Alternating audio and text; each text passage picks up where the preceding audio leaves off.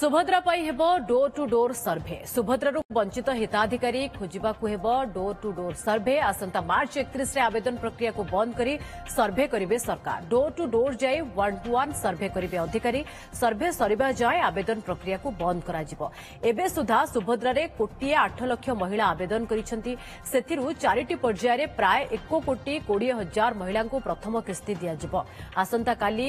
गोटे पार करिबो Subhadra हिताधिकारी field verification पर जी रहीजिबे रक्षाबंधन रे सेमाने एकाथरे 3टी किस्ती पाइबे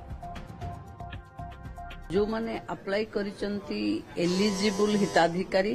सेमानकु डोर टू डोर 1-to-1 समीक्षा हबो कि रही गले कि से गोटे भी योग्य हिताधिकारी वंचित न हो से प्रक्रिया को करबा पई एकु बंद करा जिवो एवं जेतिकी एप्लिकेशन अछि सेमानकु 1-to-1 वेरिफिकेशन हबो काली कोटे छिम सुभद्रा कोटे हिताधिकारी को पखे आमे पहुंचेबा डीबीटी रे काली आज सुधा 1,85,000 हेगलानी तामने कोटिएरु अधिक महिला पाखे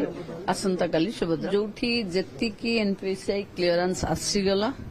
जेतिकी आज भी नुआ अप्लाई करचंती जो मानकु 21 होउची से मानकर सबु फील्ड वेरिफिकेशन पर आउ जहा रहिबो जेंद मार्च 31 जाय अप्लाई करिवो